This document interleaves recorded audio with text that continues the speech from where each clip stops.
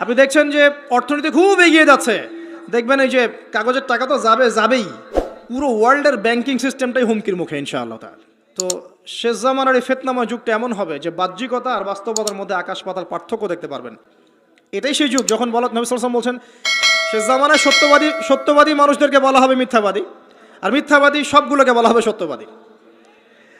আমানতদার ব্যক্তি, পরম আমানতদার, তাকে বলা হবে খেয়ানতকারী। আর যে ব্যক্তি খেয়ানতকারী, রিনাউন্ড, তাকে বলা হবে আমানতদার। সবচেয়ে নিচু স্তরের মানুষকে সবচেয়ে উঁচু আসনে বসানো হবে, এমনও আসছে। এই কারণে দেখবেন যে ওয়ার্ল্ড অ্যাফেয়ার্স নিয়ে কোনো কথা বললে বলে ভবিষ্যৎবাণী হচ্ছে, অথচ এটা বাস্তব বর্তমান, সেটা খেয়াল নাই ওর। যেটা বাস্তব বর্তমান সেটাকে ভবিষ্যৎ মনে করছে। পুরো ওয়ার্ল্ডের ইকোনমিক সিস্টেম একটা ভয়ঙ্কর হুমকির মুখে আছে। বড় বড় যারা ইকোনমিক্সট এবং যারা মিলিটারি অ্যাফেয়ার্স নিয়ে পড়াশোনা করেন তারা বলছেন যে এই বিষয়গুলো ওয়ার্ল্ডের সামনে দাঁড়িয়ে আছে। আর পড়াশোনা করে কোরআন সুন্নাহর জ্ঞানের সাথে এই যুগোপযোগী জ্ঞানগুলোকে একত্রিত করে যখন আমরা এগুলোর সলিউশন দেওয়ার চেষ্টা করছি, বলছে গণক, বলছে ভবিষ্যৎ বক্তা, বলছে অমুক তমুক। অথচ ইসলাম, আলেম ওলামা এবং যারা দিনের দায়ী, মোবাল্লেগ, তাদের কাছ থেকে জনগণ আসলে আশা করে কি? আপনারা কি আমাদের কাছে শুধু এটাই আশা করেন ওয়াজ মাহফিলের এখানে বসবো, সুবহানাল্লাহ বলা শেখাবো, আলহামদুলিল্লাহ পড়লে কত নাকি হয় এটাই শেখাবো, হ্যাঁ মাসলা মাসাইলগুলো শেখাবো, এতটুকুই যথেষ্ট? হাত বাঁধবেন কোথায়, রফুল ইয়াদেন করবেন কি করবেন না, আমিন জোরে নাচতে, এগুলো নিয়েই কথা বলবো খালি? আমরা কি খালি এই আধ্যাত্মিকত্বের বিষয়গুলোই, ইবাদত বন্দিগির জীবনের কথাগুলোই বলবো? ইসলামে কি ইকোনমিক কোনো সেকশন নাই? ইসলামে কি পলিটিক্স নাই? ইসলামে কি জিও পলিটিক্স নাই? ইসলামে কি অন্য ফিলোসফিক্যাল থটসগুলো নাই? তাহলে যুগ এবং জিজ্ঞাসার সমাধান আপনারা আমাদের কাছে আশা করেন কি করেন না? যুগ এবং জিজ্ঞাসার যে সমাধান, এটা তো আপনার আলেম ওলামার কাছে আশা করবেন, তাই নয় কি? না কার কাছে আশা করবেন? কে দিবে আপনাকে সমাধান? এখন এই সমাধান দেওয়ার জন্য যোগ্যতা কি লাগবে? আপনাকে খিদির হতে হবে, খিদির আলাইহিস সালামের মতো দূরদর্শিতা সম্পন্ন হতে হবে। কিভাবে হবেন? ওই যে আল্লাহ পাক বলছেন আমি তাকে রহমত বা দয়া দিয়েছি। আগে দয়ালু হতে শেখেন, আগে মনের হিংসা দূর করেন, মনটা পবিত্র করেন। আগে পবিত্র হচ্ছে না, টেনশনের কিছু নাই। আল্লাহওয়ালা কোনো মানুষের কাছে আসেন, এসে পড়ে থাকেন, পবিত্র হয়ে যাবেন ইনশাআল্লাহ। আল্লাহওয়ালা যে মানুষরা আছেন, আল্লাহর মারিফতওয়ালা মানুষরা, তাদের কাছে সোহবতে গিয়ে পড়ে থাকেন 5 দিন 7 দিন 1 মাস 40 দিন, ইনশাআল্লাহ দেখবেন আপনি অনেক কিছুই শিখবেন। সব কিছু বইপত্র পড়ে শেখা যায় না, সব কিছু বইপত্র পড়ে আর এই সার্টিফিকেটস অর্জন করে সব শেখা যায় না। কেন শেখা যায় না? আল্লাহ পাক বলছেন ওয়াতাইনাহু রাহমাতাম মিন ইনদিনা ওয়া আল্লামনাহু মিন লাদুন্না ইলমা। এই হচ্ছে পয়েন্ট। আল্লাহ বলছেন আমি খিদিরকে আমার পক্ষ থেকে জ্ঞান শিখিয়েছি। কার পক্ষ থেকে? আমি আবার বলছি ওয়া আল্লামনাহু মিন লাদুন্না ইলমা, আমি খিদির আলাইহিস সালামকে আমার পক্ষ থেকে জ্ঞান শিখিয়েছি। আল্লাহর পক্ষ থেকে তার কাছে জ্ঞান ছিল। খিদির আলাইহিস সালাম কয়টা ডিগ্রি অর্জন করেছেন? কয়টা সার্টিফিকেট? কোন কোন স্কুল কলেজ ইউনিভার্সিটি? তিনি কি হার্ভার্ডে পড়েছিলেন? তিনি কি কেমব্রিজে পড়েছেন? আমাদের প্রাচ্যের অক্সফোর্ডে পড়েছেন? তো এখানে পড়েও খিদির হতে পারছি না কেন? তাহলে সমস্যা কোথায়? তার মানে জ্ঞান শুধুমাত্র প্রোটেস্ট্যান্ট ভার্সনে সার্টিফিকেটস অর্জন করা নয়, আর বইপত্রের খালি লেটার্সগুলোকে মুখস্থ করাই নয়, এগুলোই জ্ঞান নয়। যতক্ষণ পর্যন্ত এগুলোর আমল না আসবে এবং আল্লাহওয়ালা মানুষের সোহবতে না থাকবে, আত্মশুদ্ধি অর্জন না হবে, কলব পরিষ্কার না হবে, ততক্ষণ পর্যন্ত আল্লাহর মারিফত পাবে না। আমি কি কথা বোঝাতে পারছি? একটু উঁচু স্তরে কথা বলছি হয়তো আপনাদের সামনে, কিন্তু কথাগুলো খুব ইম্পর্টেন্ট। আপনারা পরে বুঝবেন, রেকর্ডিং হচ্ছে, পরে বারবার শুনেন। শুধুমাত্র প্রোটেস্ট্যান্ট ভার্সনে এগুলো মুখস্থ করার মধ্যে জ্ঞান সীমাবদ্ধ নয়। এটা আপনি পড়লেন বই, সার্টিফিকেটস অর্জন করলেন। আপনি ডক্টর হতে চান, আমার পাশে একজন ডক্টর বসে আছেন। এখন যদি আমি বলি যে আপনি ডক্টর হতে চান অর্থোপেডিক্সের বইগুলো আপনাকে দিয়ে দিলাম, বাসায় গিয়ে পড়েন, ডক্টর হয়ে যান, হবে? পারবে কি কেউ করতে? তাকে মেডিকেল কলেজে ভর্তি হতে হবে, ক্লাস করতে হবে, তার চেয়ে বড় বড় ডক্টরদের সোহবতে থেকে জ্ঞান শিখতে হবে, প্র্যাকটিক্যাল করতে হবে, কত কাজ। এই কাজগুলো আমরা দিনের ক্ষেত্রে করতে চাই না। আমি একটা বিষয়ের দিকে ফোকাস করছি, খিদির না হতে পারলে সে জামানায় টেকা যাবে না। কারণ এই জামানা রিয়েলিটি আর বাস্তবতার মধ্যে কোনো মিল নাই। দূরদর্শিতা লাগবে, চিন্তা হবে, চিন্তা হলে নূর লাগবে। ওই যে বললাম, নূর আপনাকে অন্ধকার জাহিলিয়াতে আলোর পথ দেখাবে, অন্ধকার থেকে আলোর পথ দেখাবে ইনশাআল্লাহ। তো প্রথমে লাগবে জ্ঞান, দয়া, একটা কলবুন সালিম, প্রশান্ত হৃদয়, আল্লাহ পাকের মারিফত এবং আল্লাহর নূর। অর্জন হবে কিভাবে? প্রথমে আপনি জ্ঞান অর্জন করে আমল করবেন, এরপর আল্লাহওয়ালা মানুষের কাছে থাকবেন, তাদের সাথে সম্পর্ক রাখবেন, আলেম ওলামা থেকে ডিটাচড হয়ে থাকবেন না, কখনো না। তাদের সোহবতে গিয়ে গিয়ে পড়ে থাকবেন।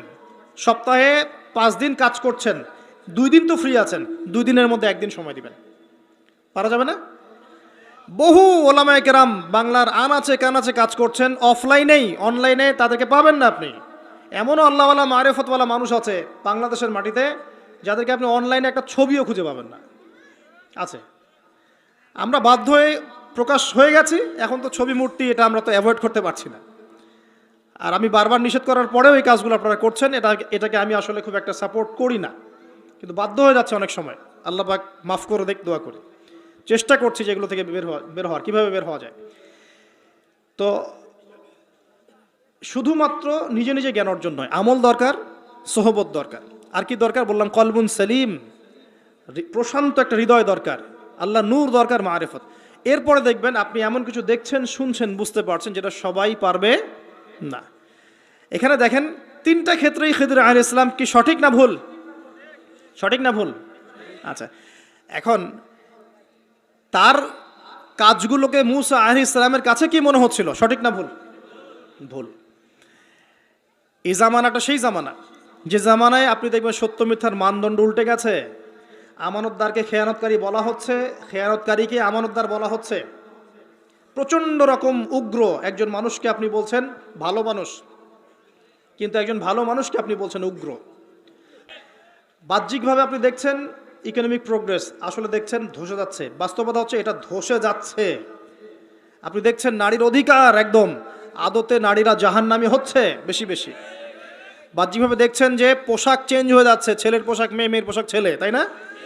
এটা শুধু বাহ্যিক পোশাকেই হচ্ছে না, এটা আপনার সমাজের ফাংশনাল রোলটাও চেঞ্জ হচ্ছে। সমাজের ফাংশনাল রোলের মধ্যে মেয়ে ছেলের জায়গায় আসছে, ছেলে মেয়ের জায়গা যাচ্ছে। ভিতর থেকে দেখা শেখেন আপনি, ভিতর থেকে দেখা শেখেন। দেখছি আমরা উম্মার জন্য অনেক কিছু করে ফেলছি, কিন্তু আদতে আমরা এখন ঐক্যবদ্ধই হতে পারছি না। আমরা সবাই মিলে একটা জায়গায় আসতেই পারছি না এখনো। ছোটোখাটো বিষয়গুলোকে নিয়ে অনলাইন অফলাইন গরম করে রেখে দিচ্ছে একেবারে, তাই না? অথচ বাস্তবতা হচ্ছে দিন দিন মানুষ খ্রিস্টান হচ্ছে, দিন দিন মানুষ কাদিয়ানি হচ্ছে, দিন দিন মানুষ শিয়া হয়ে যাচ্ছে, উম্মার ঐক্য বিনষ্ট হচ্ছে। মিডিয়া, প্রযুক্তি, ফাইন্যান্স সব পশ্চিমারা নিয়ে নিচ্ছে। আমরাই বসে বসে এভাবেই আছি, আপোষে ইখতলাফ। এগুলো টোটালি টাইম ওয়েস্ট করা। আর কি বলবো, এগুলো থেকে দূরে থাকতে গিয়েও পারা যাচ্ছে না, মানুষ জোর করে টেনে নিয়ে আসছে এখানে। দূরে থাকতে গিয়েও পারা যাচ্ছে না, মানুষ জোর করে টেনে নিয়ে আসছে এখানে। সকল অবস্থায় প্রশংসা একমাত্র কার জন্যে? আল্লাহ পাকের জন্যে। আল্লাহ পাক সূরা ইব্রাহিমের মধ্যে বলেছেন, লাইন শাকারতুম লাযিদান্নাকুম, তোমরা যদি আমার শুকরিয়া আদায় করো তবে আমি তোমাদের প্রতি আমার নিয়ামত বাড়িয়ে দেব ইনশাআল্লাহ। ওয়ালাইন কাফারতুম ইন্না আযাবি লাশাদীদ, আর তোমরা যদি আমার প্রতি অকৃতজ্ঞ হও, শুকরিয়া আদায় না করো, তাহলে জেনে রেখো যে আমার আযাব বড়ই কঠিন। আমরা চিন্তা করি যে আল্লাহ পাক গফুর রহিম, কিন্তু ভুলে যাই যে আল্লাহ রাব্বুল আলামিন শাদীদুল ইকাব বটে। আল্লাহ পাক শুধু পরম করুণাময় অসীম দয়ালুই নন, তিনি কিন্তু একই সাথে কঠোর শাস্তিদাতাও বটে। ইন্না বাতশা রাব্বিকা লাশাদীদ, সূরা বুরুজের মধ্যে আছে না? ইন্না বাতশা রাব্বিকা লাশাদীদ, আল্লাহ পাকের আযাব, শাস্তি, পাকড়াও বড়ই কঠিন। ইন্নাহু হুয়া ইউবদিউ ওয়া ইউঈদ ওয়া হুয়াল গফুরুল ওয়াদুদ, আল্লাহ পাকের পাকড়াও কঠিন, আবার আল্লাহ পাক তারপরেই বলছেন ওয়া হুয়াল গফুরুল ওয়াদুদ, তিনি পরম করুণাময় এবং প্রেমময়। সাউন্ডটা একটু ক্লিয়ার করতে বলেন। তো আমরা যেটা শিখলাম প্রথমেই, যে আল্লাহ রাব্বুল আলামিন আমাদেরকে যে হালেই রাখুক না কেন, আমরা যে অবস্থাতেই থাকি, সর্বাবস্থায় সমস্ত প্রশংসা কার জন্যে? তো আবারও বলেন আলহামদুলিল্লাহ, আলহামদুলিল্লাহ। এরপর আমরা দরুদ পাঠ করেছি। নবী সাল্লাল্লাহু আলাইহি ওয়াসাল্লাম বলেছেন, কেউ যদি তার প্রতি একবার দরুদ পাঠ করে, আল্লাহ রাব্বুল আলামিন তার উপর 10 বার রহমত বর্ষণ করবেন ইনশাআল্লাহ তাআলা। তার আমল নামা থেকে 10টা পাপ মুছে দেওয়া হবে, 10টা নেকি লিখে দেওয়া হবে, এবং তার মর্যাদা আল্লাহ পাক আরও 10 গুণ বৃদ্ধি করে দিবেন ইনশাআল্লাহ তাআলা। যারা টেনশন ফ্রি লাইফ লিড করতে চায়, দুশ্চিন্তা মুক্ত সুস্থ সুন্দর জীবন চায়, তাদের উচিত বেশি বেশি দরুদ শরীফ পড়া। কি পড়া? কারণ কি জানেন? কারণ যখন আল্লাহর কোনো বান্দা মুহাম্মদ সাল্লাল্লাহু আলাইহি ওয়াসাল্লামের উম্মত, মুসলিম মুমিন ব্যক্তি, সে যখন নবী সাল্লাল্লাহু আলাইহি ওয়াসাল্লামের প্রতি দরুদ এবং সালাম পেশ করে, তখন এই দরুদ এবং সালামগুলো সংগ্রহ করার জন্যে আল্লাহ রাব্বুল আলামিনের স্পেশাল কিছু ফেরেশতা আছেন। কি আছেন? ফেরেশতা আছেন। এই মালায়েকা বা সম্মানিত ফেরেশতাগণ সেই দরুদগুলোকে সংগ্রহ করে, সালামগুলোকে সংগ্রহ করে নবী সাল্লাল্লাহু আলাইহি ওয়াসাল্লামের রওজা বা কবরে পৌঁছে দেন এবং নবী সাল্লাল্লাহু আলাইহি ওয়াসাল্লাম এর উত্তর দিয়ে থাকেন। তো সালামের অর্থ কি? আসসালামু আলাইকুম অর্থ কি? আপনার উপর বা আপনাদের উপরে শান্তি বর্ষিত হোক। যখন আপনি বলছেন ওয়া আলাইকুমুস সালাম, এর অর্থ কি? আপনার উপরেও শান্তি বর্ষিত হোক। তো নবী সাল্লাল্লাহু আলাইহি ওয়াসাল্লাম যখন কোনো ব্যক্তির সালামের জবাবে সালামের উত্তর দিবেন, তখন সেই ব্যক্তির জীবনে শান্তি আসবে না? তার দোয়া পাওয়া গেল না? এজন্য একজন সাহাবীর বাসায় নবী সাল্লাল্লাহু আলাইহি ওয়াসাল্লাম গিয়েছেন, গিয়ে বাহির থেকে ডাকছেন এবং সালাম দিচ্ছেন। তো সেই সাহাবী শুনতে পেরেছেন কিন্তু চুপ করে আছেন। তার ছেলে এসে বলছেন, হে আমার বাবা, আল্লাহর নবী সাল্লাল্লাহু আলাইহি ওয়াসাল্লাম সালাম দিচ্ছেন, আপনি জবাব দিচ্ছেন না কেন? বের হচ্ছেন না কেন? তিনি বলছেন, তিনি 2 বার সালাম দিয়েছেন, আরেকবার সালাম দেওয়ার আগেই আমি বের হব ইনশাআল্লাহ। তবে তার সালাম যত বেশি আসতে থাকবে আমার ঘরে তত শান্তি বরকত বেশি হবে আর কি। তো এটা হচ্ছে পরকালীন ব্যবসা আর কি, পরকালীন বুদ্ধিদীপ্ত সিদ্ধান্ত। নবী সাল্লাল্লাহু আলাইহি ওয়াসাল্লামের ব্যাপারে আমরা কথা বলার আগে আরও কিছু ফেজ পার করে যাব ইনশাআল্লাহ। তার আগে আরেকটা হাদিস শুনিয়ে দেই। নবী সাল্লাল্লাহু আলাইহি ওয়াসাল্লাম একদিন মসজিদ নববীর মিম্বরের উপরে আছেন। প্রথম ধাপে তিনি বলেছেন আমিন, দ্বিতীয় ধাপে উঠে বলছেন আমিন, এবং তৃতীয় ধাপে উঠে বলছেন আমিন। সাহাবায়ে কেরাম জিজ্ঞাসা করছেন রাদিয়াল্লাহু আনহুম আজমাইন যে হে আল্লাহর রাসূল সাল্লাল্লাহু আলাইহি ওয়াসাল্লাম, এভাবে তো কখনো আপনাকে আমিন বলতে শুনিনি। তখন নবীজি বলছেন, যখন আমি প্রথম ধাপে ছিলাম তখন জিবরাইল আলাইহিস সালাম এসে আমাকে বলছেন যে ধ্বংস হোক সেই ব্যক্তি, ধ্বংস হোক সেই ব্যক্তি যে ব্যক্তি তার পিতা মাতাকে পেয়েছে বা বৃদ্ধ পিতা মাতাকে পেয়েছে, দুজনকে বা দুজনের একজনকে পেয়েছে, তাদের খেদমত করে জান্নাত লাভ করতে পারে নাই, সে ব্যক্তি ধ্বংস হোক। তখন নবীজি বলেছেন আমিন। আমি কি বুঝতে পারছি? আমাদের বাসায় কি পিতামাতা আছে? পিতামাতার খেদমতের মধ্য দিয়ে জান্নাত অর্জন করার চেষ্টা করুন, আল্লাহ পাক তৌফিক দান করুন। আবার অনেক সময় বিপরীত চিত্রও দেখা যায় যে অনেক পিতামাতা সন্তান সন্ততিদেরকে দ্বীন ইসলাম পালনে বাধা প্রদান করছেন। দাড়ি রাখলে বাধা দিচ্ছেন, টাকনুর উপর কাপড় পরলে বাধা দিচ্ছেন, নামাজ ধরলে, কোরআন তেলাওয়াত করলে, আল্লাহর পথে সময় দিলে, আল্লাহর পথে মেহনত করলে বাধা প্রদান করছেন। এটাও কিন্তু ঠিক হচ্ছে না। এর ফল আপনাকেই পরবর্তী জীবনে ভোগ করতে হবে। আমাদের প্রত্যেক পরিবারের ছেলেরা যেন এভাবে গড়ে ওঠে যে বাবা মারা গেলে জানাজার নামাজটা যেন পড়তে পারে, আল্লাহ তৌফিক দান করুন। দ্বিতীয় সিঁড়িতে নবী সাল্লাল্লাহু আলাইহি ওয়াসাল্লাম তখন বলছেন আমিন। কেন বলছেন? বিকজ জিবরাইল আলাইহিস সালাম এসে বলছেন যে সেই ব্যক্তি ধ্বংস হোক যে ব্যক্তি রমজান মাসকে পেয়েছে কিন্তু রমজান মাসকে পেয়েও নিজের গুনাহ মাফ করাতে পারে নাই, সে ব্যক্তি ধ্বংস হয়ে যাক। নবীজি বলেছেন কি? আমিন। তার মানে আমাদের আসন্ন যে রমাদান আছে, এই তো মার্চ মাসেই রমাদান চলে আসবে ইনশাআল্লাহ, আর সময় খুব দ্রুত চলে যাবে, কারণ এটা শেষ জামানা চলছে। বছর যাবে কিসের মতো? মাসের মতো। মাস যাবে সপ্তাহের মতো, সপ্তাহ যাবে দিনের মতো। এই যে আজকে জুমার দিন, এই গত জুমায় আর এই জুমার মধ্যে সময়ের খুব বেশি পার্থক্য পেয়েছেন? সময় সংকীর্ণ হচ্ছে, অর্থ হচ্ছে সময়ের বরকত উঠে যাচ্ছে। কি উঠে যাচ্ছে?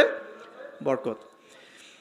এই যে ঢাকায় আমরা দেখি যে মানুষ মেটেরিয়ালিজম জীবনযাপন করে, সবাই মেটেরিয়ালিস্টিক, বস্তুবাদী। তো ছোটাছুটি খালি সকাল থেকে রাত পর্যন্ত শুধু ছোটাছুটি। তাদের মধ্যে অল্প কিছু মানুষ পরকালীন স্বার্থে ছোটে, বেশিরভাগ মানুষই দুনিয়ার স্বার্থে ছোটে আর কি।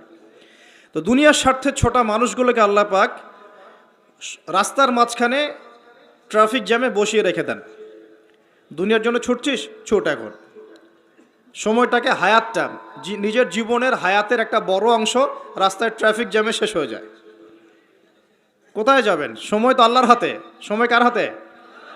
আল্লাহর হাতে। আল্লাহ পাক যেভাবে ইচ্ছা সময়কে আবর্তিত করবেন। সময়ের বরকত উঠে যাওয়া অর্থ কি? সময়ের বরকত নষ্ট হয়ে যাওয়ার অর্থ হচ্ছে আমরা আমাদের 50-60 বছর হায়াতে সেই কাজগুলো করতে পারছি না যেই কাজগুলো সাহাবায়ে কেরাম রাদিয়াল্লাহু আনহুম 30-40 বছরে করে ফেলেছেন। মুয়াজ বিন জাবাল রাদিয়াল্লাহু আনহু নাম শুনেছেন? 39 কি 40 বছর, কোনো বর্ণনায় 36 বছর তিনি বেঁচে ছিলেন। তিনি 36 বছরে ইসলামের জন্য যা করেছেন আমরা কি 100 বছরে সেটা করতে পেরেছি? সম্ভব? সময়ের বরকত উঠে যাচ্ছে। তো এই যে রমাদান বলছিলাম, খুব তাড়াতাড়ি দেখবেন রমাদান চলে এসেছে। আর রমাদান মাসের সবচাইতে গুরুত্বপূর্ণ বিষয়টা হচ্ছে আল কোরআন নাজিল হওয়া।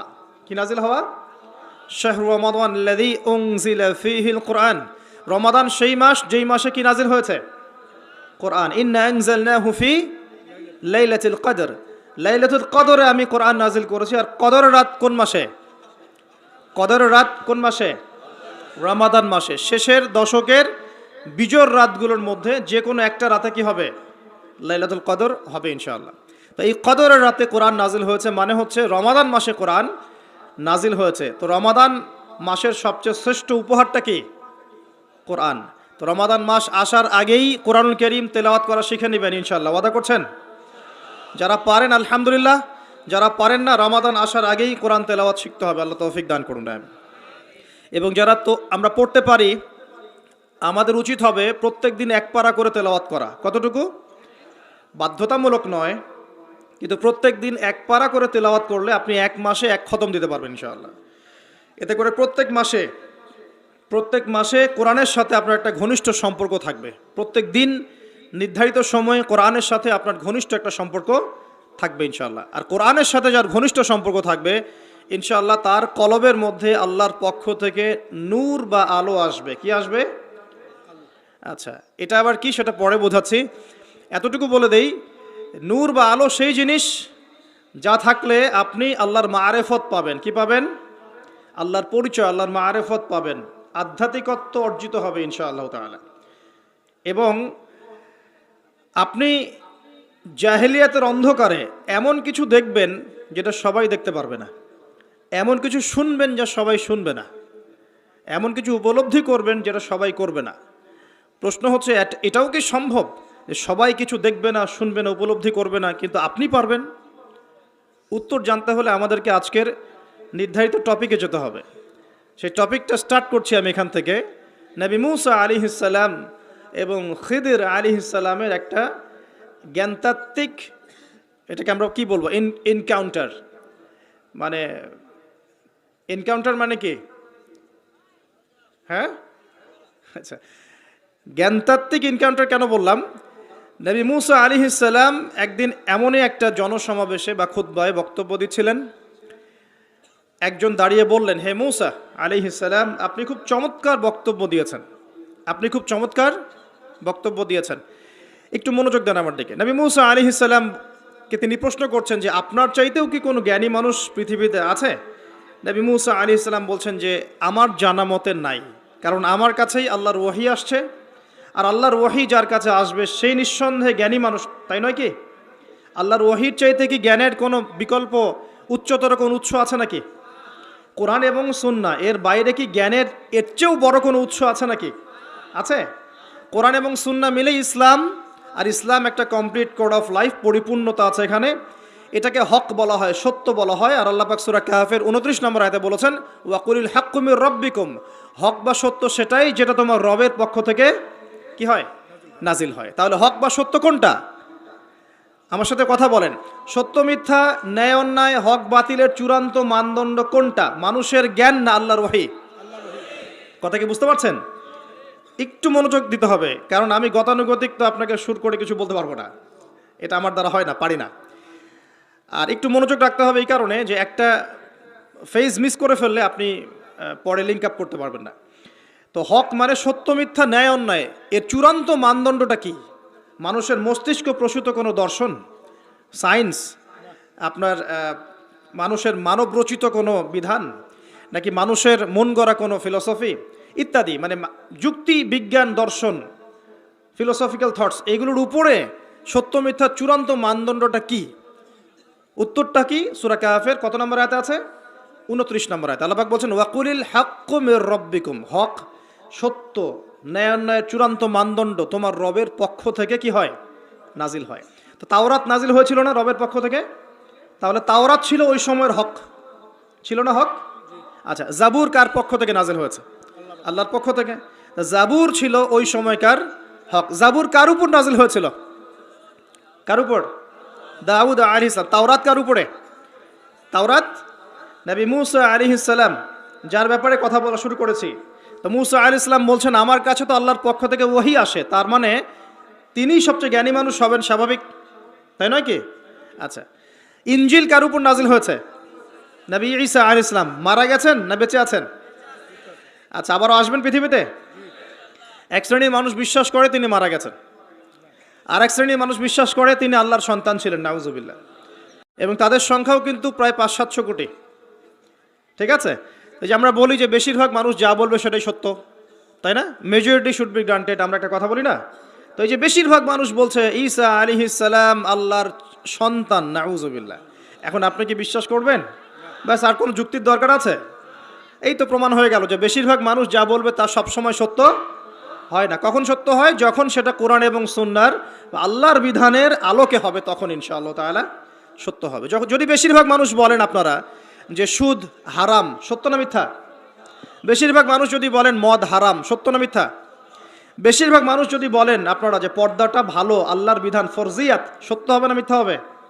এখন যদি বেশিরভাগ মানুষ বলে মদ হালাল, জেনা হালাল, ফ্রি মিক্সিং হালাল, গার্লফ্রেন্ড বয়ফ্রেন্ড এই প্রেম করাটা হালাল, তারপরে যে পর্নোগ্রাফি হালাল, আপনার এই যে রিবা বা সুদ হালাল, সুদ তো এখন হালালই নয়, বরং সুদ তো এখন ফরজ ওয়াজিব হয়ে গেছে আমাদের উপরে, নাকি? এটা ছাড়া মানুষ চলতে পারে নাকি? এই পুরো সুদভিত্তিক একটা দেশ না, সুদভিত্তিক বিশ্ব কায়েম করেছে একটা মানে কি বলবো, একটা গোত্র, একটা সভ্যতা, সুদভিত্তিক একটা বিশ্ব কায়েম করে ফেলেছে। এখন বিশ্বের কোনো কান্ট্রি সুদমুক্ত হতে পারবে না। বিশ্বের কোনো কান্ট্রি 100% এখন সুদমুক্ত হতে পারবেই না। শ্রীলঙ্কা দেউলিয়া হয়ে গেল কেন? কেন? One of the most important কারণ হচ্ছে রিবা। আমরা তো বলছি এখানে করাপশন ইত্যাদি, ওই মেগা প্রজেক্ট হাবিজাবি, এগুলো পরে। এর চেয়ে বড় কারণ হচ্ছে রিবা বা সুদ। এটা মানুষের রক্ত এবং শ্রম আর যে অর্থ সম্পদকে চুষে নিয়ে ফেলবে একেবারে। এ কারণে দেখবেন বিশ্বের একটা অংশ রিবার মধ্য দিয়ে অনেক ধনী হয়েছে, আর বাকি অংশগুলো কিন্তু আস্তে আস্তে পভার্টি এবং ডেস্টিটিউশনের মধ্যে গিয়েছে। রক্ত চুষে খাওয়া, এটা হলো গরিবের রক্ত সাক করা, চুষে খাওয়া। এ কারণেই হয়তোবা নবী সাল্লাল্লাহু আলাইহি ওয়াসাল্লাম যখন মেরাজের রাতে গিয়েছেন আল্লাহ পাকের সাথে সাক্ষাৎ করতে, তখন তাকে অনেক আযাব দেখানো হয়েছে না?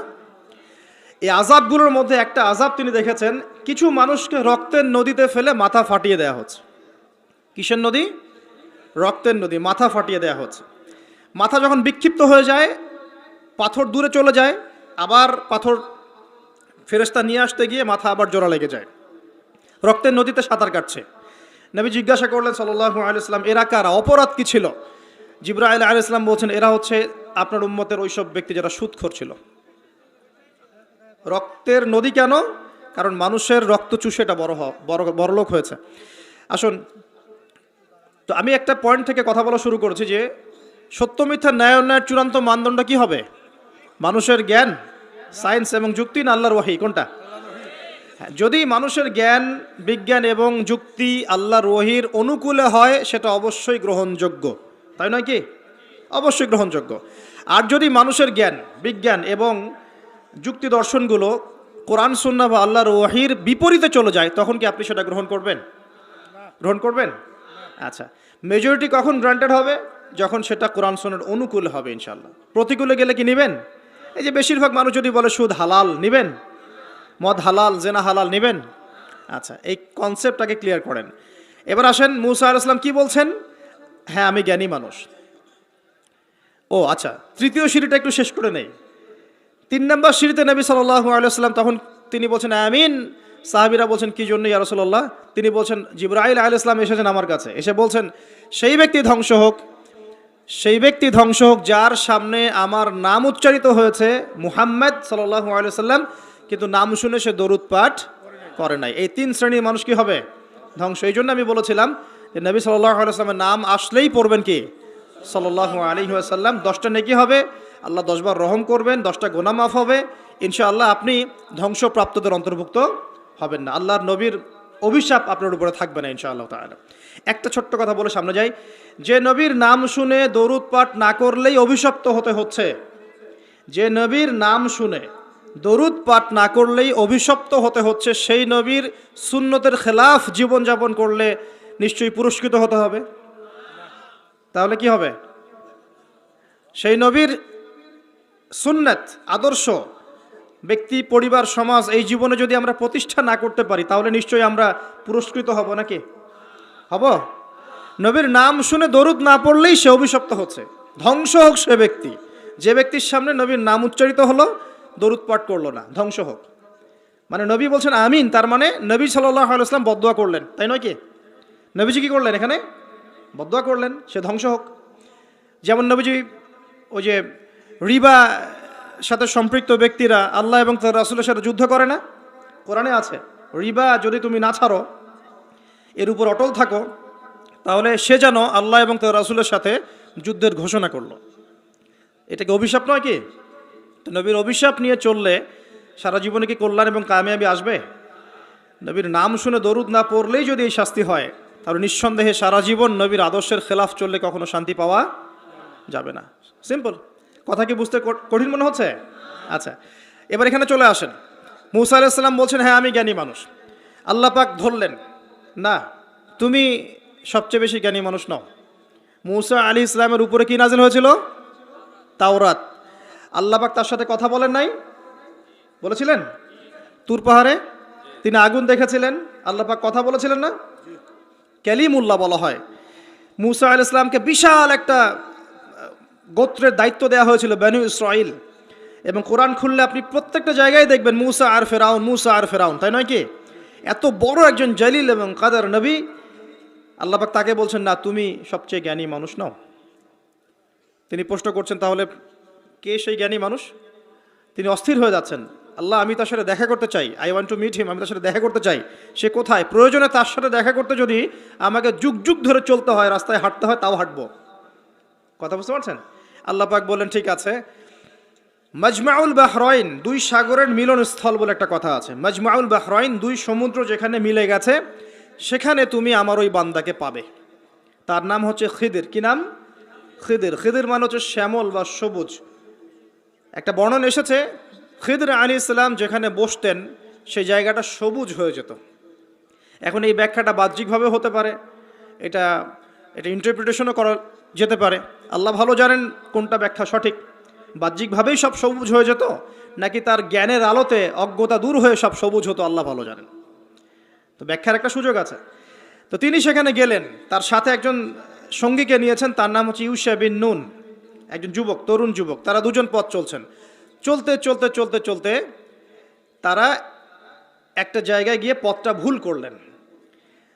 একটা জায়গার কথা বলে দেয়া ছিল, এই জায়গায় গেলে তোমার থলির মধ্যে যে মাছ আছে, মাছ, মৃত একটা মাছ, এটা জীবিত হয়ে সমুদ্রে লাফ দিবে। যখনই লাফ দিবে ওই জায়গায় তুমি তাকে পাবে। কাকে পাবে? খিদির আলাইহিস সালামকে। তো তিনি সেখান থেকে একটু দূরে চলে গিয়েছিলেন। এই যে পথ তিনি ভুল করলেন কিছু দূর, এটা সূরা কাহফের মধ্যে আছে শেষের দিকে। আমি প্রত্যেকটা লাইন বাই লাইন পড়লে এখানে 12টা বাজবে আর কি, 12টা বাজবে। তো তিনি পথ ভুল করলেন। যেই পথ ভুল করলেন তিনি ক্লান্ত হয়ে গেলেন, ক্লান্ত হয়ে বসে পড়লেন এবং সেই সাথীকে বলছেন খাবার কিছু আছে, নাস্তা কিছু আছে, নিয়ে আসো। এখান থেকে আমি একটা দলিল দিই আপনাকে ছোট্ট করে। সবার মাথায় সব কিছু আসবে না, আর আমি যে ব্যাখ্যাটা দিচ্ছি এটা সঠিক হলে আল্লাহর পক্ষ থেকে, ভুল হলে আমার পক্ষ থেকে। যদি মনে হয় আপনার কাছে এটা সঠিক তাহলে আপনি গ্রহণ করবেন, যদি আপনার কাছে মনে হয় যে না ভুল, তখন ছেড়ে দিয়েন, কোনো সমস্যা নেই। আমি আমার মত গ্রহণ করতে কাউকে কখনোই এনফোর্স করি না। তো যখন তিনি ক্লান্ত হয়ে পড়েছেন তখন তিনি পথ ভুল করেছিলেন। আমি ফিল করছি জিনিসটা এভাবে যে জীবনে চলার পথে আমাদের গন্তব্য যদি ঠিক না থাকে তাহলে আমরা খুব সহজেই ক্লান্ত হয়ে পড়বো আর কি। আমার কথা কি বুঝতে পারছেন? জীবনে চলার পথে আমাদের গন্তব্য যদি ঠিক না হয় আমরা খুব সহজেই ক্লান্ত হয়ে পড়ব। আমাদের গন্তব্য কি? এই গন্তব্য যদি ঠিক না থাকে, যাদের গন্তব্য দুনিয়া, যাদের গন্তব্য বাড়ি গাড়ি স্ট্যাটাস প্রতিপত্তি পলিটিক্যাল পাওয়ার, যাদের গন্তব্য হচ্ছে জাস্ট দুনিয়ার মোহ, তারা খুব সহজেই ক্লান্ত হয়ে পড়বেন। কিন্তু আল্লাহর পথে যারা পথযাত্রী, যাদের গন্তব্য জান্নাত, তারা কখনো ক্লান্ত হয় না। কখনো ক্লান্ত হয়? দেখবেন শেষ বয়সে বৃদ্ধ হয়ে গেছে আলেম, বৃদ্ধ হয়ে গেছেন মুহাদ্দিস মুফাসসির, এখনও দেখবেন যে সিংহের মতো বক্তব্য দিচ্ছে, দেখেন না? তো এই বিষয়টা আমি ফিল করেছি আর কি। সামনে যাই। তো তিনি তাকে পেলেন, যখন রাস্তা ভুল করেছেন তখন তার স্মরণ হচ্ছে, আরে মাছ তো নাই, মাছ কোথায় গেল? তখন ইউশা বিন নুন বলছেন, মাছ তো আগেই লাফ দিয়ে সমুদ্রে চলে গেছে। তখন তিনি বলছেন, ওইটাই তো সেই জায়গা ছিল যেখানে তাকে পাওয়া যাবে, চলো। আবার তিনি ব্যাক করে সঠিক জায়গায় আসলেন। এবার তার গায়ে অনেক শক্তি। সঠিক জায়গায় এসে দেখলেন, হ্যাঁ, একটা পাথরের উপরে, সাখরা বলে পাথর খণ্ড, এর উপরে খিদর আলাইহিস সালাম বসে আছেন। কে বসে আছেন? খিদর আলাইহিস সালাম।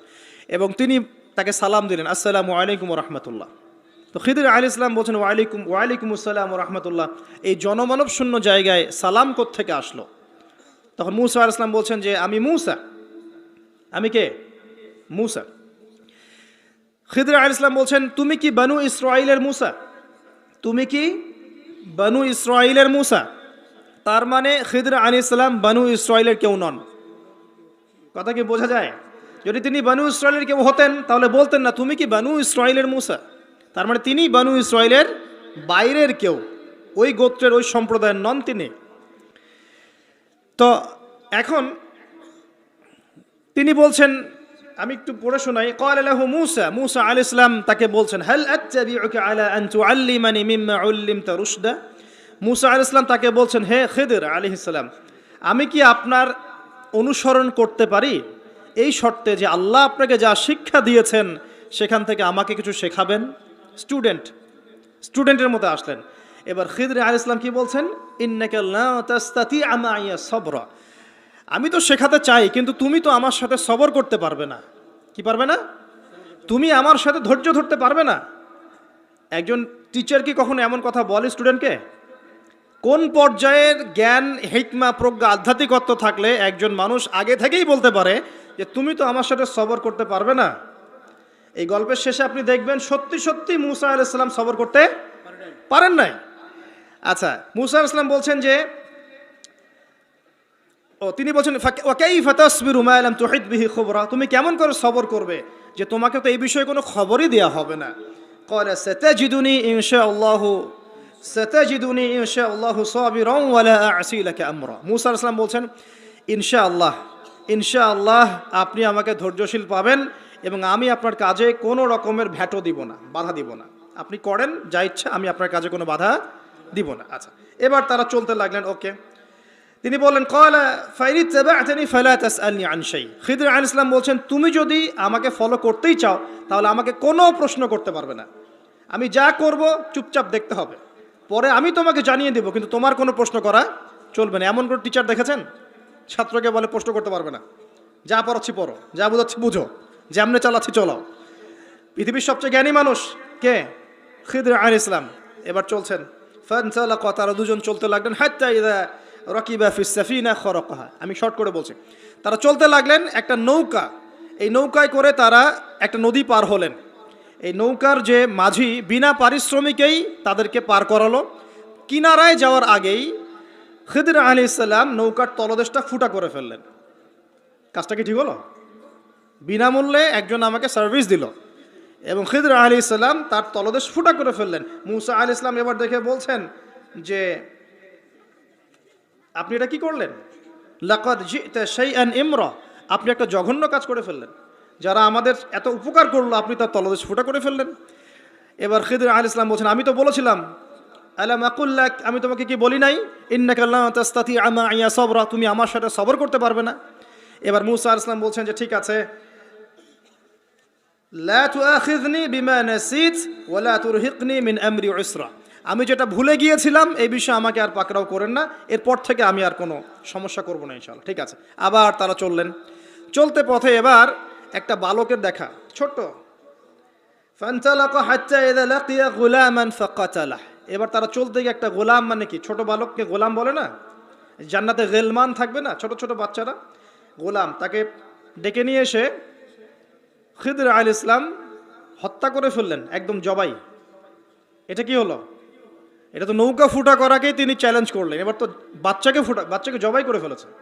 এবার তিনি বলছেন যে সুবহানাল্লাহ, ক্বালা ক্বালা আকাতালতা নাফসান যাকিয়াতান বিগাইরি নাফস লাকাদ জি'তা শাইআন নুকরা।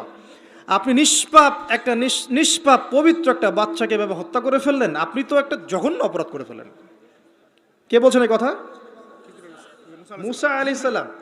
আবার তিনি বলছেন ক্বালা আলাম আকুল লাকা ইন্নাকা লা তাসতাতি'আ মা'ইয়া সাবরা, আমি কি তোমাকে বলি নাই তুমি আমার সাথে সবর করতে পারবে না?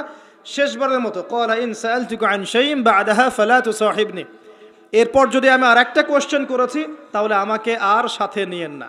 কে বলছে কথা? মুসা আলাইহিস সালাম, যিনি বলছেন আমি জ্ঞানী মানুষ, যার উপর তাওরাত নাযিল হচ্ছে। এবার ফানতালাকা, তারা চললেন, হাত্তা ইযা আতায়া আহলা ক্বারিয়াতিন ইসতাতআমা আহলাহা ফাআবাউ আন ইউদাইফুহুমা ফাওয়াজাদা ফিহা জিদারান ইউরিদু আন ইয়ানকাদ্দা ফাআকামা ক্বালা লাউ শি'তা লাত্তাখাযতা আলাইহি আজরা। ঘটনা হচ্ছে এই যে তারা এবার চলতে পথে একটা গ্রামে প্রবেশ করলেন, গ্রামের লোকজনের কাছে মেহমানদারি চাইলেন, পানি খাবার নাস্তা পানি কিছু হবে, কোনো মেহমানদারি পেলেন না। অনেকটা আমাদের দ্য সিটি অফ আখিরুজ্জামানের মতো আর কি, আমাদের হচ্ছে পশ্চিমা সভ্যতার যে বস্তুবাদী জীবন ব্যবস্থা, প্রতিবেশীকে খোঁজ নেওয়ার সময় নাই, ভিক্ষুক আসলে মাফ করো। আচ্ছা না, এখন কি মানুষের উপকার করতে খুব বেশি পছন্দ করে? সত্যি কথা বলেন দেখি, বেশিরভাগ মানুষই কি এখন মানুষের উপকার করতে পছন্দ করে? বরং বাসায় মেহমান আসলে মানুষ বিরক্ত হয়। বাসায় মেহমান আসলে কি হয়? মানুষ বিরক্ত হয়, মুখে না বললেও মনে মনে বিরক্ত হচ্ছে, কবে যাবে। বাসায় গেলে জিজ্ঞাসা করে খেয়ে আসছেন না, গিয়ে খাবেন, জিজ্ঞেস করে না? তো মানুষ কিন্তু এখন বস্তুবাদী। এই যে গ্রামটা ছিল এমনই হয়তোবা, সেই গ্রামের মানুষ খাবার দিচ্ছে না, সিম্পল একটা সৌজন্যবোধ যে খাবার পানিতে আপ্যায়ন করছে না। কিন্তু খিদর আলাইহিস সালাম দেখলেন ওই গ্রামের কোনো একটা বাসার একটা দেয়াল পড়ে গেছে, ধসে গেছে। এই দেয়ালটাকে তিনি নিজের হাতে পুরো নির্মাণ করে শক্ত একটা জায়গায় নিয়ে গেলেন। এটা দেখে মুসা আলাইহিস সালাম বলছেন, আপনি চাইলে কিছু আজর বা প্রতিদান নিতে পারতেন, কিছু পারিশ্রমিক নিতে পারতেন। মেহমানদারি করলো না, কিছু পারিশ্রমিক নিলে আমরা কিছু কিনে খেতে পারতাম। তো এবার খিদর আলাইহিস সালাম বলছেন, হাদা ফিরাকু বাইনি ওয়া বাইনাক, এই হলো তোমার আর আমার মাঝের ফেরাক, মানে বিচ্ছেদ। এরপরে তোমার সাথে আমার আর পথ চলা হলো না। আমাদের নবী মুহাম্মদ সাল্লাল্লাহু আলাইহি ওয়াসাল্লাম বলেছিলেন হাদিসের মধ্যে, যদি সেদিন মুসা আলাইহিস সালাম এভাবে কাউন্টার প্রশ্নগুলো না করতেন, অনেক জ্ঞান হয়তো শেখা যেত, কিন্তু এটা হলো না।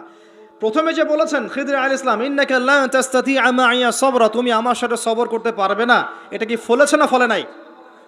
ফলেছে না ফলে নাই? আচ্ছা, এবার চলেন সামনে। তিনি বিচ্ছেদের আগে বলছেন, ঠিক আছে, যাওয়ার আগে আমি তোমাকে জানিয়ে দিব কি কারণে আমি এই কাজগুলো করেছি। এক নাম্বার, আমি যে নৌকাটা ফুটা করেছিলাম, আমি শর্ট করে বলছি, ওই নৌকা যদি ফুটা না করতাম তাহলে এই সমুদ্রের পিছনে একটা জলদস্যুদের দল ছিল, এরা ভালো ভালো নৌকাগুলোকে হাইজ্যাক করে, সিজ করে নেয়। এই নৌকা ফুটা আছে, এই নৌকা তারা নিবে না। বাহ্যিক চোখে মনে হচ্ছে যে আমি ওই ব্যক্তিদের ক্ষতি করেছি, কিন্তু আসলে আমি ওই ব্যক্তিদের কিন্তু উপকার করেছি প্রকৃত অর্থে। তুমি সেটা বুঝতে পারো নাই, কারণ তুমি বাইরের চোখ দিয়ে দেখেছো, আর আমি আল্লাহ পাকের মারেফত দিয়ে দেখেছি। কথা কি বুঝতে পারছেন? দ্বিতীয় যে বাচ্চাটাকে আমি খুন করেছি, বা খুন না, এটা খুন বলা ঠিক হবে না, হত্যা করেছি, সেই বাচ্চাটাকে আমি নিজের ইচ্ছায় হত্যা করি নাই, আল্লাহ পাকের আদেশে করেছি। কারণ এই বাচ্চা যদি বড় হতো তাহলে এই বিশ্বের বড় কাফেরদের একজন হতো। যদি ফেরাউনকে ছোটবেলায় কেউ হত্যা করতো তাহলে কি ফেরাউন বড় হতো? আচ্ছা, যাই হোক, যদিও এটা তাকদীর বা কদার, এটা আমি আল্লাহর আদেশে করেছি, আমি নিজের মন গড়া কোনো দর্শনে কাজটা করি নাই, আল্লাহর হুকুমে করেছি। তৃতীয় যে দেয়ালটা আমি নির্মাণ করেছিলাম, ওই বাড়িতে থাকে দুইজন এতিম বালক, যাদের পিতা এবং মাতা খুবই সৎ ছিল। কি ছিল? সৎ ছিল। এখানে একটা ছোট্ট কথা বলে দেই, আপনি আমি যদি পিতামাতা হিসেবে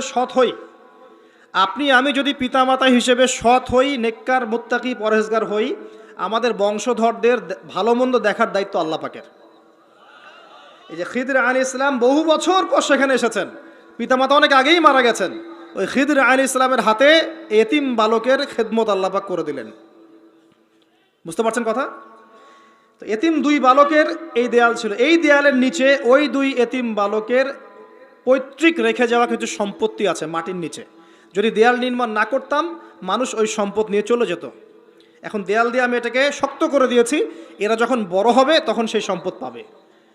তো বাহ্যিকভাবে তোমার কাছে মনে হয়েছে আমি বিনা পারিশ্রমিকে অহেতুক একটা কাজ করছি, কিন্তু সত্যিকার অর্থে আল্লাহর হুকুমে আমি সেটা দেখেছি যা তুমি দেখতে পারো নাই, আমি সেটা বুঝেছি যা তুমি বুঝতে পারো নাই। এরপরে তাদের বিচ্ছেদ হয়ে যায়। আমি আপনাকে একটু দেখাই যে এখানে দেখুন 3টা ক্ষেত্রেই মূসা আলাইহিস সালাম বাহ্যিকতাকে প্রাধান্য দিয়েছেন, কিন্তু খিদর আলাইহিস সালাম ইন্টারনাল আইজ বা আমরা যেটাকে বলি ইন্টারনাল অবজারভেশন, এটাকে প্রাধান্য দিয়েছেন। আপনি আর আমি যদি খিদর আলাইহিস সালামের মতো মুত্তাকি, পরহেজগার, জ্ঞানী, নিরহংকারী এবং বিনয়ী হতে পারি, কোরআন এবং সুন্নাহর মানদণ্ড চর্চা করে ইখলাস ঠিক রেখে, নিয়াত ঠিক রেখে, শুধুমাত্র আল্লাহ পাকের সন্তুষ্টির জন্যে আল্লাহর পথে দাওয়াতের কাজ, মেহনতের কাজ, দিনের প্রচার প্রসারের কাজ করতে পারি, ইনশাআল্লাহ তাআলা আপনার যদি হৃদয়টা কলবুন সালিম হয়, কলবের মধ্যে নূর থাকে, আল্লাহর মারিফত থাকে, ইনশাআল্লাহ আপনি এমন কিছু দেখবেন যা সবাই দেখবে না, আপনি এমন কিছু শুনবেন সবাই শুনবে না, আপনি এমন কিছু উপলব্ধি করবেন যা সবাই করতে পারছে না। এখানে 3টা ক্ষেত্রেই খিদর আলাইহিস সালাম এমন কিছু দেখেছেন, বুঝেছেন যা মূসা আলাইহিস সালাম পারেন নাই। পৃথিবীর সবচেয়ে জ্ঞানী মানুষের এক্সাম্পল আপনাকে দিচ্ছি এখন। এই 3টা ঘটনা আপনি কি বুঝলেন? বাহ্যিকতা আর রিয়েলিটি, মানে যেটা দেখা যাচ্ছে বাহ্যিক চোখ দিয়ে, আর রিয়েলিটি, বাস্তবতা এক জিনিস না। এই 3টা ক্ষেত্রেই বাহ্যিক চোখে যা দেখা যাচ্ছে রিয়েলিটি, বাস্তবতা সেটা নয়। কথা ঠিক আছে? কথা কি বুঝতে পারছেন? বাহ্যিক চোখ দিয়ে যা দেখা যাচ্ছে রিয়েলিটি, বাস্তবতা সেটা নয়। ইকোনমিক প্রোগ্রেস প্রোগ্রেস প্রোগ্রেস, ভিতরে সুদ দিয়ে মানুষকে ধসিয়ে দেওয়া হবে, হচ্ছে না? এখন দেখবেন হাইলি কনস্ট্রাক্টেড বিল্ডিংস, উঁচু উঁচু বিল্ডিংসের একদম প্রতিযোগিতা, কি প্রোগ্রেস, কিন্তু এখানে দেখবেন করাপশন, দুর্নীতি, মানুষের আত্মসাৎ, সম্পদ আত্মসাৎ, এবং নগ্ন পদে রাখাল শ্রেণীর মানুষরা উঁচু উঁচু বিল্ডিং নির্মাণ করছে সুদ দিয়ে এবং দুর্নীতির মাধ্যমে। এটাও কিয়ামতের একটা আলামত। এখানে আপনি দেখবেন নারীরা এগিয়ে যাচ্ছে, মাশাআল্লাহ, একদম ছুটছে দুরন্ত বেগে উন্নতি, অগ্রগতি, প্রোগ্রেসের দিকে। বাস্তবিক অর্থ হচ্ছে ওরা ছুটছে জাহান্নামের দিকে। দেখবেন ফেমিনিস্ট রেভলিউশন দিয়ে একদম মেয়েদের অধিকার আদায় করে একদম মুখের ফেনা তুলে ফেলেছে। বাস্তবতা হচ্ছে একটা মেয়ের রাস্তাঘাটে ধর্ষণ হচ্ছে, ইজ্জতের কোনো গ্যারান্টি নাই। এবং এই কারণেই এই বর্তমান বিশ্বের বাস্তবতা আর বাহ্যিকতার মধ্যে আদতে কোনো মিল নাই। যা দেখছেন মিথ্যা, যা দেখছেন সব সত্য নয়, বেশিরভাগই মিথ্যা। দেখছেন নারীর অধিকার, আন্দোলন, প্রোগ্রেস, আসলে নারীর সম্মানের কোনো এখানে কোনো গ্যারান্টি নাই। নারীকে পণ্য বানিয়ে ফেলা হচ্ছে, পণ্য। তার দেহের প্রদর্শনী দিয়ে কোটি কোটি টাকার ডলারের ব্যবসা করা হচ্ছে। আপনি দেখছেন যে অর্থনীতি খুব এগিয়ে যাচ্ছে, দেখবেন এই যে কাগজের টাকা তো যাবেই, পুরো ওয়ার্ল্ডের ব্যাংকিং সিস্টেমটাই হুমকির মুখে। ইনশাআল্লাহ তাআলা বলবে, ভবিষ্যৎবাণী করছে গণক বক্তা, তুমি তো খিদির নাও, তুমি সেটা দেখবা কেমন করে? তুমি তো খিদির নাও, তুমি সেটা শুনবা কিভাবে? তোমার সেই শোনা বোঝার এখনো দক্ষতা, মারিফত অর্জিত হয় নাই। এই কারণেই তুমি মুআজ বিন জাবাল রাদিয়াল্লাহু আনহুর মাকবারার সামনে দাঁড়ালেও কোনো ঘ্রাণ পাবা না, হামজা রাদিয়াল্লাহু আনহুর মাকবারার সামনে দাঁড়ালেও কোনো ঘ্রাণ পাবা না তুমি, বিকজ তোমার ভিতরটা ইন্টারনালি করাপ্টেড। আগে নিজের হৃদয়টাকে, নফসটাকে পবিত্র করো। আল্লাহ পাক সবাইকে সব কিছু দেন না। ওই প্রশ্নে পরে যাই, এখানে শেষ করি। এই জায়গায় রিয়েলিটি আপনি দেখেন, মনে হচ্ছে সারা ওয়ার্ল্ড খুব সুন্দর এগিয়ে যাচ্ছে, পারমাণবিক বোমা তৈরি হচ্ছে, হ্যাঁ, মানে আমাদের অস্ত্রশস্ত্র বাড়ছে, অথচ একটা নিউক্লিয়ার যুদ্ধ সারা ওয়ার্ল্ডকে ধ্বংস করে ফেলে দেবে। বাহ্যিকভাবে মনে হচ্ছে খুব এগিয়ে যাচ্ছে, কিন্তু ডেঞ্জারাস একটা জায়গায় ওয়ার্ল্ড দাঁড়িয়ে আছে। যে কোনো জায়গাতেই দেখবেন আপনি থার্ড ওয়ার্ল্ড ওয়ার শুরু হয়ে যেতে পারে। মানুষের অধিকারের নামে মানুষের অধিকার হরণ করা হচ্ছে, অধিকার প্রতিষ্ঠার নামে অধিকার হরণ করা হচ্ছে, নারী অধিকার প্রতিষ্ঠার নামে ওদেরকে পণ্য বানানো হয়েছে, ইকোনমিক প্রোগ্রেসের নামে সুদ খাওয়ানো হয়েছে। আপনার উম্মার স্বার্থে কাজ করব, এইসব স্লোগান দিয়ে মুসলিম উম্মার মধ্যে বিভক্তি সৃষ্টি করে ফেলা হয়েছে। করা হয় নাই? হয়েছে। ন্যায় বিচার প্রতিষ্ঠার নামে সারা বিশ্বে ডেমোক্রেসি প্রতিষ্ঠা করতে চায়, ন্যায় বিচার, মানবাধিকার প্রতিষ্ঠার নামে সারা বিশ্বে লক্ষ লক্ষ মানুষকে হত্যা করা হয়েছে। হয় নাই? সব মানবাধিকার প্রতিষ্ঠার নামে লক্ষ লক্ষ মুসলিমকে হত্যা করা হয়েছে। যা দেখছেন বাইরে রিয়েলিটি এক জিনিস নয়। প্রতিটা ক্ষেত্রে দেখছেন পরিবার খুব সুখের জায়গা, পরিবার এখন ভাঙছে। দেখছেন খুব ভালোবাসা বাইরে, এগুলো জেনা হচ্ছে, জেনা। বাইরে খুব ভালোবাসা সম্পর্ক, এটা জেনা। দেখছেন আপনি যে গ্লোবাল অ্যাফেয়ার্সে মুসলিমদের কিছু আইওয়াস শোডাউন দেখছেন, আদতে দেখবেন বড় বড় যে জিনিসগুলো সেক্টরগুলো সবগুলো ওরা কন্ট্রোল করছে, আমরা নিয়ন্ত্রিত হচ্ছে। আপনার কাছে মনে হচ্ছে আপনি টেকনোলজি ইউজ করে খুব এগিয়ে যাচ্ছেন, বেশিরভাগ টেকনোলজি ওরা কন্ট্রোল করছে। আপনার প্রাইভেট লাইফে কী করেন সেটাও তারা জানে। তো আমি একটা বিষয়ে ফোকাস করতে চাচ্ছি, মুসা এবং খিদর আলাইহিস সালামের এই যে জ্ঞানের এনকাউন্টার, এখান থেকে আপনাকে একটা শিক্ষা নিতে হবে, সেটা হলো ফিতনাময় যুগে, ফিতনাময় বিশ্বে বাহিরে যা দেখা যায় আর বাস্তবতার মধ্যে আকাশ পাতাল পার্থক্য থাকতে পারে। এই বিষয়টা প্রত্যেকটা সেক্টর ঘেটে ঘেটে আপনি খেয়াল করেন, আপনি বুঝতে পারবেন। ইভেন আমাদের মুসলিমদের মধ্যেও দেখবেন মানুষকে ভালো কিছু দেওয়ার নাম করে মানুষকে বড় বড় ওলামায়ে কেরাম থেকে সরিয়ে দেওয়া হয় নাই? মানুষকে আলেম ওলামার সোহবত থেকে সরিয়ে দেওয়া হচ্ছে না? একা একা তুমি দিন পালন করো, বুখারি মুসলিম পড়ো, মুফতি হয়ে যাও, হচ্ছে না? এগুলো হচ্ছে, মানে বাহ্যিকতা যা দেখছেন রিয়েলিটির মধ্যে অনেক পার্থক্য, অনেক সমস্যা। কিছু মানুষ বলছে লা ইলাহা ইল্লাল্লাহ বললেই জান্নাতে চলে যাওয়া যাবে, আমলের কোনো দরকার নাই। কিছু মানুষ বলছে তাকদির বলতে কিছুই নাই। আবার কিছু মানুষ বেরোছে বলছে যে কোরআন মানলেই হবে, হাদিস মানার দরকার নাই। তো বাহ্যিকতা, ধর্মের মধ্যেও দেখবেন বাহ্যিকতা যা দেখছেন রিয়েলিটি এমন নয়। তো শেষ জামানার এই ফিতনাময় যুগটা এমন হবে যে বাহ্যিকতা আর বাস্তবতার মধ্যে আকাশ পাতাল পার্থক্য দেখতে পারবেন। এটাই সেই যুগ যখন নবী সাল্লাল্লাহু আলাইহি ওয়াসাল্লাম বলছেন শেষ জামানায় সত্যবাদী মানুষদেরকে বলা হবে মিথ্যাবাদী, আর মিথ্যাবাদী সবগুলোকে বলা হবে সত্যবাদী। আমানতদার ব্যক্তি, পরম আমানতদার, তাকে বলা হবে খেয়ানতকারী। আর যে ব্যক্তি খেয়ানতকারী, রিনাউন্ড, তাকে বলা হবে আমানতদার। সবচেয়ে নিচু স্তরের মানুষকে সবচেয়ে উঁচু আসনে বসানো হবে, এমনও আসছে। হাদিসগুলো খালি পড়েন, এবং এই যে একটা আপনাকে দর্শন দিয়ে গেলাম, খিদর আলাইহিস সালামের দৃষ্টিভঙ্গিটা অর্জন করেন, দেখবেন আপনি অনেক কিছুই বুঝতে পারছেন যেটা সবাই পারছে না। এটা বোঝার জন্য এখন কি লাগবে, এখান থেকে আমি একটু করণীয় বলে শেষ করে দিই, অনেক লম্বা হয়ে যাবে না হলে। দেখেন, খিদর আলাইহিস সালাম কিন্তু একদিনে একা একা হয়নি। প্রথমত আল্লাহ পাক তার সম্পর্কে কি বলেছেন একটা কথা বলে দিই। আল্লাহ পাক বলছেন যে তিনি আল্লাহর একজন বান্দা ছিলেন, ফাওয়াজাদা আবদান, তিনি আল্লাহর একজন বান্দা ছিলেন, মিন ইবাদিনা, আল্লাহর বহু বান্দাদের মধ্যে তিনি একজন আল্লাহর বান্দা ছিলেন। কে? খিদর আলাইহিস সালাম। আতাইনাহু রাহমাতাম মিন ইনদিনা, খিদর আলাইহিস সালামকে আমি আমার পক্ষ থেকে রহমত দিয়েছিলাম। আল্লাহর পক্ষ থেকে কি দিয়েছেন আল্লাহ পাক? রহমত, দয়া। আপনি দয়ালু না হতে পারলে, আপনি যদি দয়ালু না হতে পারেন, তাহলে আল্লাহর সেই মারিফত, নূর আর জ্ঞান পাবেন না। তো আগে মানুষের প্রতি, উম্মার প্রতি, সবার প্রতি দয়ালু হতে হবে। তো হ্যাঁ, সবাই আমার ভাই, সবাই আমার উম্মার অংশ, আমি সবার কল্যাণ চাই, কেউ আমার শত্রু নয়। একটা দয়ালু মনোভাব তো লাগবে আগে। নিজে আগে মনে করেন আমি হকের ডিলার, জান্নাতের ডিলার, তোমাদের লিজ লাগলে আসো নিয়ে যাও, তাহলে তো সমস্যা। মনের মধ্যে যদি হিংসার, বিদ্বেষ, পরশ্রীকাতরতার, অহংকারের এইসব বিষ বাষ্প পুষে রাখেন, তাহলে খিদির হবেন কিভাবে? নূর পাবেন কিভাবে? মারিফত অর্জন করবেন কিভাবে? আর হক বাতিল চিনবেনই বা কিভাবে? নিজে চিনবেন না, মানুষকে চেনাবেন কিভাবে? এই কারণে দেখবেন যে ওয়ার্ল্ড অ্যাফেয়ার্স নিয়ে কোনো কথা বললে বলে ভবিষ্যৎবাণী হচ্ছে, অথচ এটা বাস্তব বর্তমান, সেটা খেয়াল নাই ওর। যেটা বাস্তব বর্তমান সেটাকে ভবিষ্যৎ মনে করছে। পুরো ওয়ার্ল্ডের ইকোনমিক সিস্টেম একটা ভয়ঙ্কর হুমকির মুখে আছে। বড় বড় যারা ইকোনমিক্সট এবং যারা মিলিটারি অ্যাফেয়ার্স নিয়ে পড়াশোনা করেন, তারা বলছেন যে এই বিষয়গুলো ওয়ার্ল্ডের সামনে দাঁড়িয়ে আছে।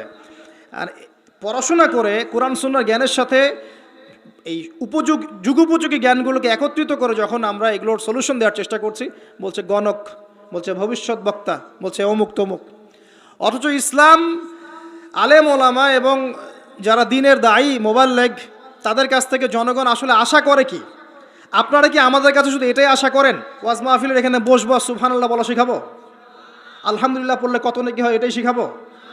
হ্যাঁ, মাসলা মাসাইলগুলো শিখাবো, এতটুকুই যথেষ্ট? হাত বাঁধবেন কোথায়, রফুলিয়া দেন করবেন কি করবেন না, আমিন জোরে নাচতে, এগুলো নিয়েই কথা বলবো খালি? আমরা কি খালি এই আধ্যাত্মিকত্বের বিষয়গুলোই, ইবাদত বন্দিগির জীবনের কথাগুলোই বলবো? ইসলামে কি ইকোনমিক কোনো সেকশন নাই? ইসলামে কি পলিটিক্স নাই? ইসলামে কি জিও পলিটিক্স নাই? ইসলামে কি অন্য অন্য ফিলোসফিক্যাল থটসগুলো নাই? তাহলে যুগ এবং জিজ্ঞাসার সমাধান আপনারা আমাদের কাছে আশা করেন কি করেন না? যুগ এবং জিজ্ঞাসার যে সমাধান, এটা তো আপনার আলেম ওলামার কাছে আশা করবেন, তাই নয় কি? না কার কাছে আশা করবেন? কে দিবে আপনাকে সমাধান? এখন এই সমাধান দেওয়ার জন্য যোগ্যতা কি লাগবে? আপনাকে খিদির হতে হবে, খিদর আলাইহিস সালামের মতো দূরদর্শিতা সম্পন্ন হতে হবে। কিভাবে হবেন? ওই যে আল্লাহ পাক বলছেন আমি তাকে রহমত বা দয়া দিয়েছি। আগে দয়ালু হতে শেখেন, আগে মনের হিংসা দূর করেন, মনটা পবিত্র করেন আগে, পবিত্র হচ্ছে না, টেনশনের কিছু নাই। আল্লাহওয়ালা কোনো মানুষের কাছে আসেন, এসে পড়ে থাকেন, পবিত্র হয়ে যাবেন ইনশাআল্লাহ। আল্লাহওয়ালা যে মানুষরা আছেন, আল্লাহর মারিফতওয়ালা মানুষরা, তাদের কাছে সোহবতে গিয়ে পড়ে থাকেন 5 দিন 7 দিন 1 মাস 40 দিন, ইনশাআল্লাহ দেখবেন আপনি অনেক কিছুই শিখবেন। সব কিছু বইপত্র পড়ে শেখা যায় না, সব কিছু বইপত্র পড়ে আর এই সার্টিফিকেটস অর্জন করে সব শেখা যায় না। কেন শেখা যায় না? আল্লাহ পাক বলছেন আতাইনাহু রাহমাতাম মিন ইনদিনা ওয়া আল্লামনাহু মিন লাদুন্না ইলমা। এই হচ্ছে পয়েন্ট। আল্লাহ বলছেন আমি খিদিরকে আমার পক্ষ থেকে জ্ঞান শিখিয়েছি। কার পক্ষ থেকে? আমি আবার বলছি ওয়া আল্লামনাহু মিন লাদুন্না ইলমা, আমি খিদির আলাইহিস সালামকে আমার পক্ষ থেকে জ্ঞান শিখিয়েছি। আল্লাহর পক্ষ থেকে তার কাছে জ্ঞান ছিল। খিদির আলাইহিস সালাম কয়টা ডিগ্রি অর্জন করেছেন? কয়টা সার্টিফিকেট? কোন কোন স্কুল কলেজ ইউনিভার্সিটি? তিনি কি হার্ভার্ডে পড়েছিলেন? তিনি কি কেমব্রিজে পড়েছেন? আমাদের প্রাচ্যের অক্সফোর্ডে পড়েছেন? তো এখানে পড়েও খিদির হতে পারছি না কেন? তাহলে সমস্যা কোথায়? তার মানে জ্ঞান শুধুমাত্র প্রোটেস্ট্যান্ট ভার্সনে সার্টিফিকেটস অর্জন করা নয়, আর বইপত্রের খালি লেটার্সগুলোকে মুখস্থ করাই নয়, এগুলোই জ্ঞান নয়। যতক্ষণ পর্যন্ত এগুলোর আমল না আসবে এবং আল্লাহওয়ালা মানুষের সোহবতে না থাকবে, আত্মশুদ্ধি অর্জন না হবে, কলব পরিষ্কার না হবে, ততক্ষণ পর্যন্ত আল্লাহর মারিফত পাবে না। আমি কি কথা বোঝাতে পারছি? একটু উঁচু স্তরে কথা বলছি হয়তো আপনাদের সামনে, কিন্তু কথাগুলো খুব ইম্পর্টেন্ট। আপনারা পরে বুঝবেন, রেকর্ডিং হচ্ছে, পরে বারবার শুনেন।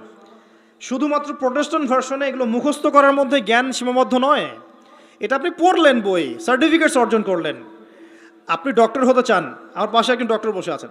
এখন যদি আমি বলি যে আপনি ডক্টর হতে চান অর্থোপেডিক্সের বইগুলো আপনাকে দিয়ে দিলাম, বাসায় গিয়ে পড়েন, ডক্টর হয়ে যান, হবে?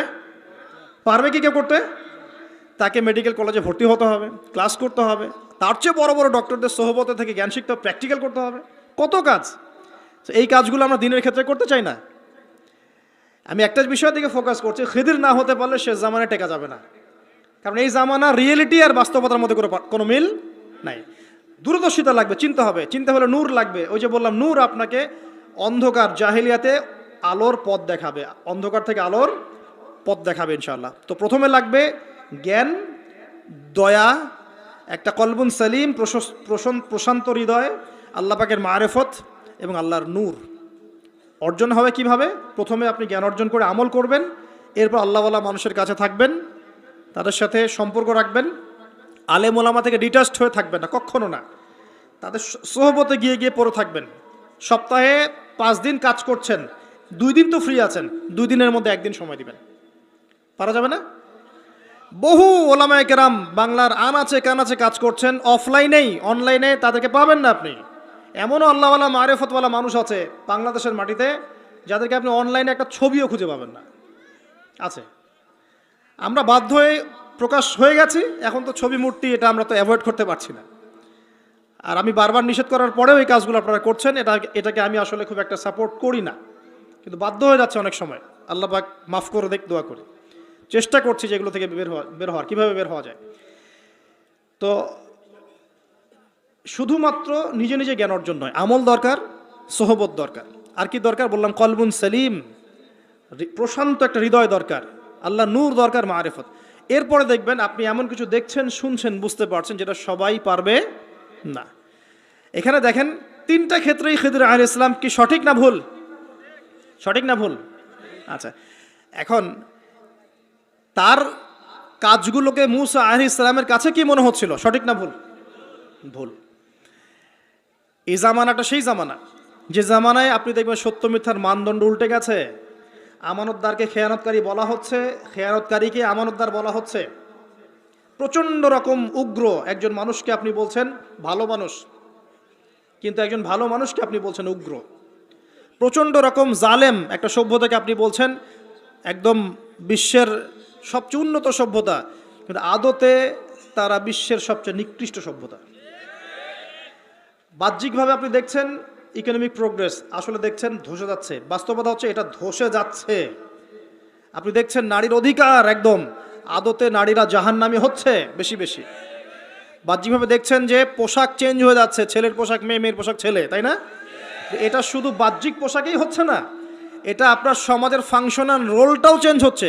সমাজের ফাংশনাল রোলের মধ্যে মেয়ে ছেলের জায়গায় আসছে, ছেলে মেয়ের জায়গা যাচ্ছে। ভিতর থেকে দেখা শেখেন, আপনি ভিতর থেকে দেখা শেখেন। দেখছি আমরা উম্মার জন্য অনেক কিছু করে ফেলছি, কিন্তু আদতে আমরা এখনো ঐক্যবদ্ধই হতে পারছি না। আমরা সবাই মিলে একটা জায়গায় আসতেই পারছি না এখনো। ছোটোখাটো বিষয়গুলোকে নিয়ে অনলাইন অফলাইন গরম করে রেখে দিচ্ছে একেবারে, তাই না? অথচ বাস্তবতা হচ্ছে দিন দিন মানুষ খ্রিস্টান হচ্ছে, দিন দিন মানুষ কাদিয়ানি হচ্ছে, দিন দিন মানুষ শিয়া হয়ে যাচ্ছে, উম্মার ঐক্য বিনষ্ট হচ্ছে। মিডিয়া, প্রযুক্তি, ফাইন্যান্স সব পশ্চিমারা নিয়ে নিচ্ছে। আমরাই বসে বসে এভাবেই আছি, আপোষে ইখতলাফ।